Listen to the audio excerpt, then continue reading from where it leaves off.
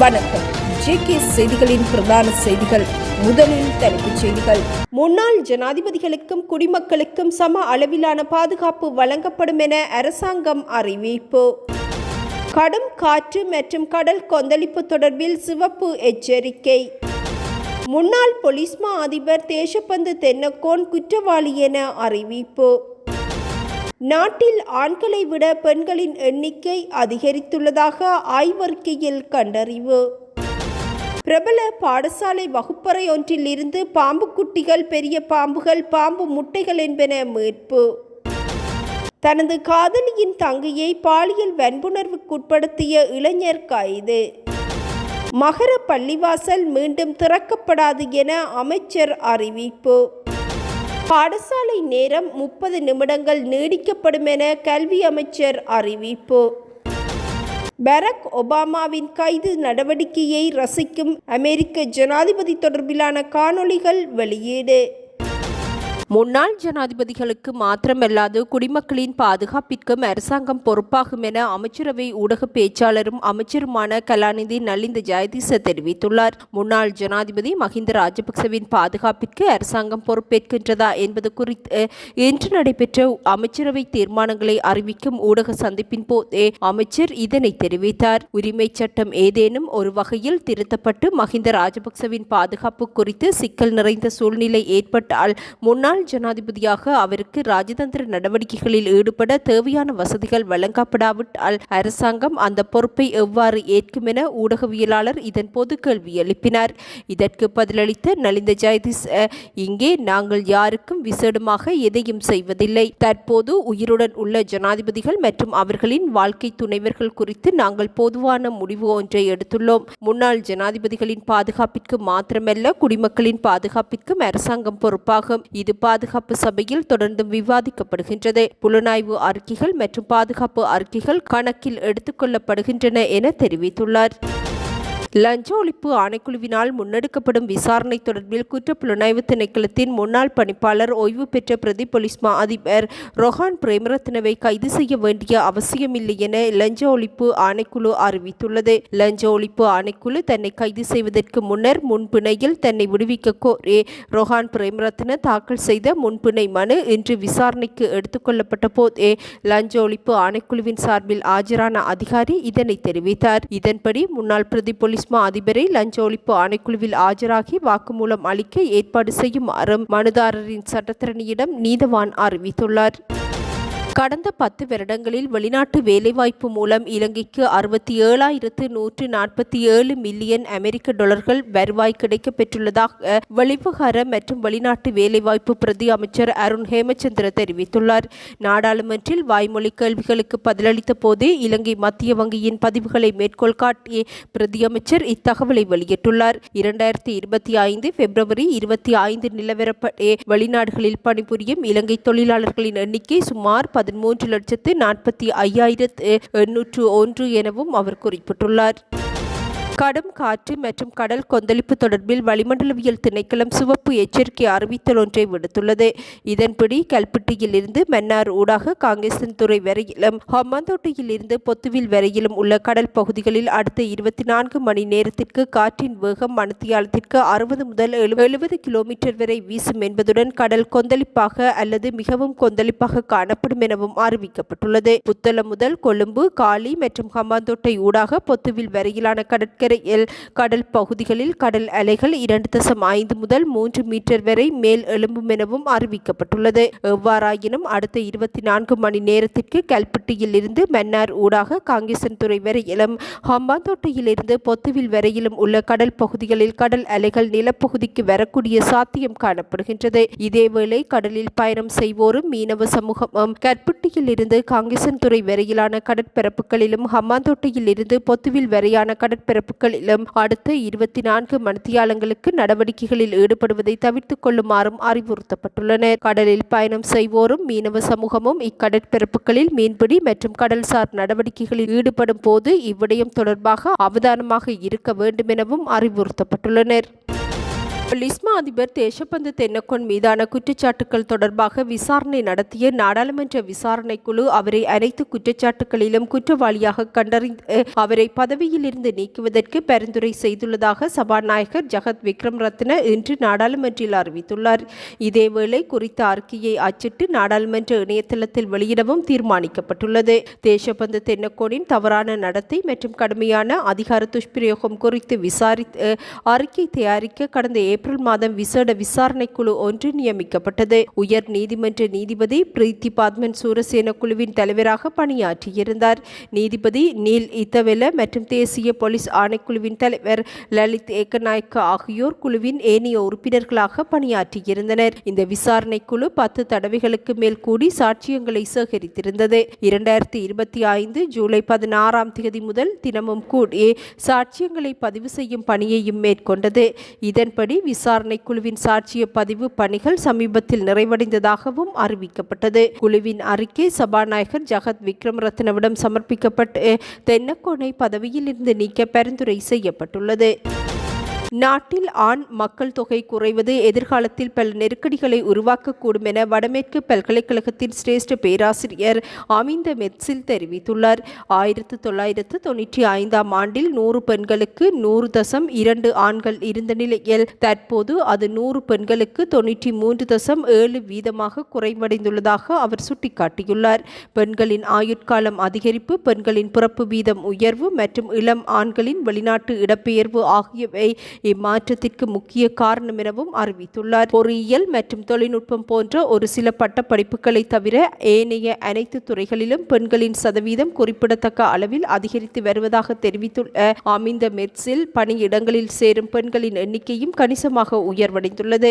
ஆண்களை விட பெண்களின் எண்ணிக்கை அதிகரிப்பது பாலின சமநிலை இன்மையை ஏற்படுத்தி பல சமூக மற்றும் பொருளாதார விளைவுகளை உருவாக்கலாம் என குறிப்பிட்டுள்ளார். இது தொழிலாளர் சந்தையையும் உற்பத்தி திறனையும் எவ்வாறு பாதிக்கின்றது என்பதை நாம் ஆராய வேண்டும். ஆண்களுக்கு மாத்திரமே வரையறுக்கப்பட்ட சில தொழில்களில் போதுமான ஆண் மக்கள் தொகை இல்லாவிட்டால் நாம் கடுமையான நெருக்கடியை எதிர்கொள்ள வேண்டும் எனவும் அமிந்த மெட்சில் தெரிவித்துள்ளார்.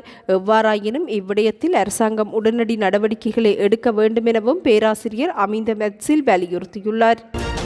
யாழ்ப்பாணத்தில் ஆக்கிரமிக்கப்பட்ட காணியில் இருந்து உடனடியாக வெளியேறுமாறு அவரின் சட்ட நடவடிக்கை எடுக்கப்படும் எனவும் தையிட்டி விகாரையின் விகாராதிபதிக்கு வேலி வடக்கு பிரதேச சபையின் தவிசாளர் கடிதம் மூலம் அறிவுறுத்தியுள்ளார். தையிட்டியில் உள்ள தனது காணியில் அடாத்தாக சட்டவிரோத கட்டடம் ஒன்றை அமைத்து வருவதாக தமக்கு ஒருவர் முறைப்பாடு அளித்துள்ளார். எனவே முறைப்பாட்டாளர் குறிப்பிட்டுள்ள காணியில் தங்களுக்கு சட்ட ரீதியான உரித்து காணப்பட்டால் அவற்றுக்கான ஆவணங்களை பிரதேச சபையில் சமர்ப்பிக்க வேண்டும்.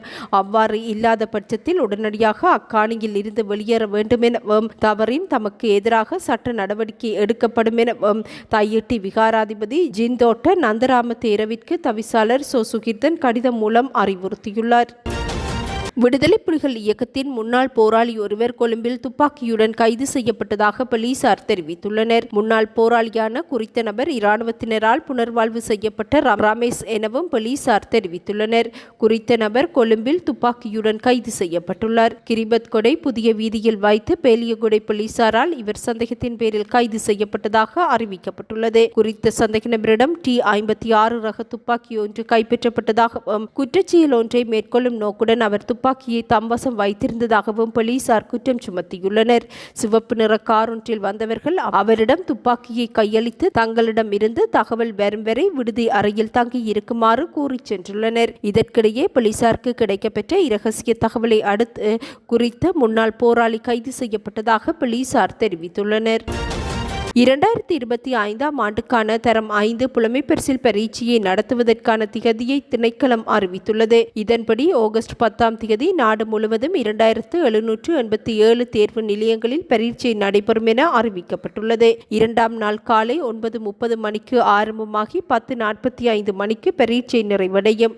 முதல் நாள் காலை 11:15 மணிக்கு பரீட்சைகள் ஆரம்பமாகி நண்பகல் 12:15 மணிக்கு முடிவடையும் எனவும் அறிவிக்கப்பட்டுள்ளது. விண்ணப்ப விவரங்களில் திருத்தங்களை ஜூலை 25 முதல் ஆகஸ்ட் 4 வரை நிகழ்நிலை முறை மூலம் செய்ய முடியும் எனவும் இலங்கை பரீட்சைகள் திணைக்களம் அறிவுறுத்தியுள்ளது.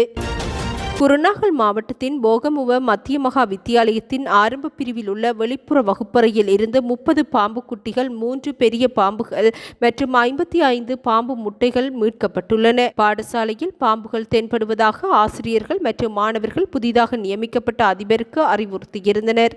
இதனை அடுத்து கடந்த ஜூன் மாதம் 27ஆம் தேதி அன்று கடமைகளை பொறுப்பேற்ற புதிய அதிபர் தலைமையில் சோதனை மேற்கொள்ளப்பட்டது. இதன்போது 30 பாம்பு குட்டிகள், 3 பெரிய பாம்புகள் மற்றும் 55 பாம்பு முட்டைகள் மீட்கப்பட்டுள்ளன. போகமுவ மத்திய மகா வித்தியாலயத்தில் தரம் 1 முதல் 13 வரை சுமார் 2000 மாணவர்கள் கல்வி கற்று வருகின்றனர். இவர்களுள் 153 மாணவர்கள் ஆரம்ப பிரிவில் உள்ளனர். இந்நிலையில் பாடசாலை நிர்வாகம் விரைவாக நடவடிக்கை எடுத்தமையினால் பிள்ளைகள் மற்றும் ஆசிரியர்கள், ஊழியர்கள் பாதுகாக்கப்பட்டதாக அறிவிக்கப்பட்டுள்ளது. நாட்டில் இருந்து 2022 முதல் 2024 வரையிலான காலப்பகுதியில் நிபுணர்கள் உட்பட 1489 வைத்தியர்கள் நாட்டை விட்டு வெளியேறியுள்ளதாக சமீபத்திய ஆய்வறிக்கையில் கண்டறியப்பட்டுள்ளது. அதிக எண்ணிக்கையிலான வைத்தியர்கள் நாட்டை விட்டு வெளியேறுவது சுகாதார உட்கட்டமைப்பை சீர்குலைத்து குறிப்பாக கிராமப்புற மற்றும் பின்தங்கிய பகுதிகளில் நிபுணர்களின் பற்றாக்குறையை உருவாக்கியுள்ளதாகவும் குறித்த ஆய்வில் கண்டறியப்பட்டுள்ளது. இதேவேளை இலங்கை வைத்தியர்கள் இடம்பெயர்ந்த நாடுகளையும் குழு ஆய்வு செய்துள்ளது. கடந்த ஆண்டு இறுதிக்குள் பிரித்தானியாவின் தேசிய சுகாதார சேவை மற்றும் சமூக சுகாதார சேவைகளில் பணிபுரியும் இலங்கையர்களின் எண்ணிக்கை 121% அதிகரிக்கப்பட்டுள்ளதாகவும் அந்த ஆய்வில் கண்டறியப்பட்டுள்ளது. ஆய்வின்படி கடந்த ஆண்டு இறுதியில் இங்கிலாந்தில் 3082 இலங்கை வைத்தியர்கள் பணிபுரிந்துள்ளதுடன் 391 மூத்த நிபுணர்கள் மற்றும் 413 நிபுணர்கள் உள்ளடங்குவதாகவும் அறிவிக்கப்பட்டுள்ளது. அத்துடன் 2022ஆம் ஆண்டில் ஆஸ்திரேலியாவில் நடத்தப்பட்ட ஒரு கணக்கெடுப்பில் ஆஸ்திரேலியாவிற்கு அதிக எண்ணிக்கையிலான வைத்திய நிபுணர்கள் குடிபெயர்ந்த 10 நாடுகளில் இலங்கை 4வது இடத்தில் உள்ளமையும் குறிப்பிடத்தக்கது.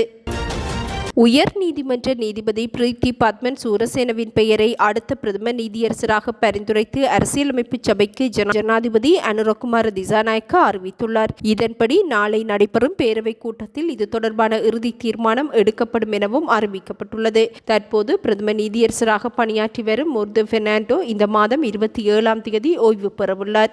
இதன்படி நாட்டின் அடுத்த பிரதம நீதியரசர் நாட்டின் 49வது பிரதம நீதியரசராக நியமிக்கப்படுவார் என்பதும் குறிப்பிடத்தக்கது.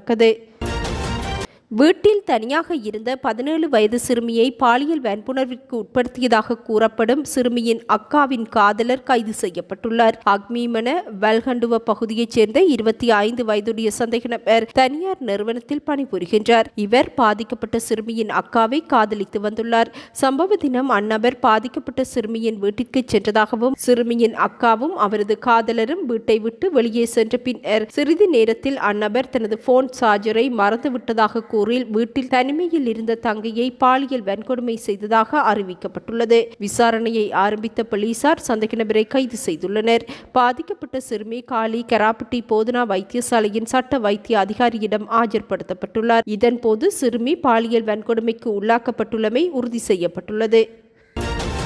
மகர சிறைச்சாலை வளவில் காணப்படும் பள்ளிவாசலுக்கு வெளியார் வருவதனால் பாதுகாப்பு அச்சுறுத்தல் ஏற்படுவதை கருத்தில் கொண்டு பள்ளிவாசலை மீண்டும் திறக்க அனுமதி வழங்கப்படாது என நீதி, சிறைச்சாலைகள் மற்றும் தேசிய ஒருமைப்பாட்டு அமைச்சர் ஹர்ஷன நாணயக்கார அறிவித்துள்ளார். நாடாளுமன்றில் இன்று இடம்பெற்ற வாய்மூல விடைக்கான வினா நேரத்தில் ஐக்கிய மக்கள் சக்தியின் நாடாளுமன்ற உறுப்பினர் மரிக்கார் எழுப்பிய கேள்விக்கு பதிலளிக்கும் போதே அவர் இதனை குறிப்பிட்டார்.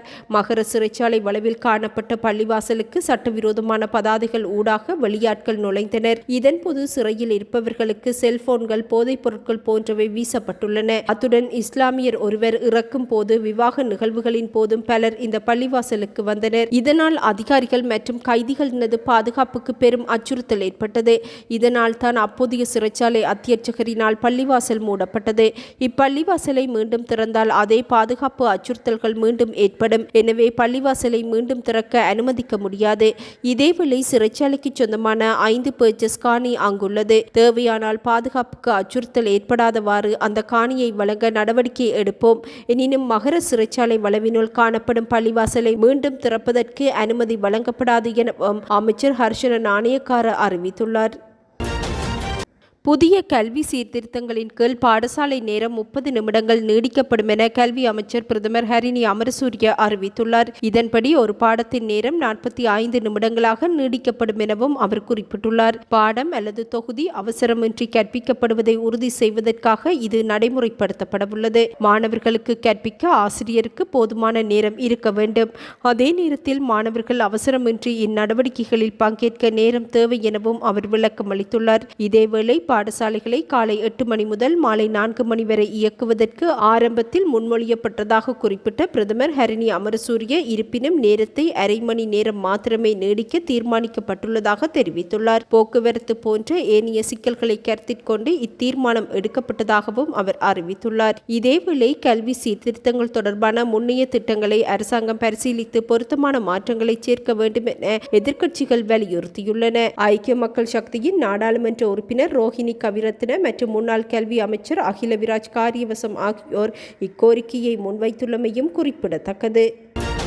பங்களாதேஷ் பாடசாலை ஒன்றின் மீது போர் விமானம் விழுந்து நொறுங்கியதில் உயிரிழந்தவர்களின் எண்ணிக்கை 27 உயர்வடைந்துள்ளது. பங்களாதேஷ் தலைநகர் டாக்காவில் நேற்று மதியம் 1 மணிக்கு அந்நாட்டின் விமானப்படை விமானம் பயிற்சியில் ஈடுபட்டிருந்தது. திடீரென உத்தாரா என்ற இடத்தில் விமானம் பறந்து கொண்டிருந்த போது மைல்ஸ்டோன் பாடசாலை மற்றும் கல்லூரி வளாகத்தில் விழுந்து நொறுங்கி விபத்துக்குள்ளானது. விமானம் விழுந்து தீப்பற்றிய இடத்தில் 27 உடல்களை மீட்புப் படையினர் மீட்டுள்ளதாக பங்களாதேஷ் தீயணைப்பு துறையின் இயக்குனர் ஜெனரல் ஷாகித் கமால் தெரிவித்துள்ளார். பலியானவர்களில் பெரும்பாலானவர்கள் மாணவர்கள், ஆசிரியர்கள் எனவும் அறிவிக்கப்பட்டுள்ளது.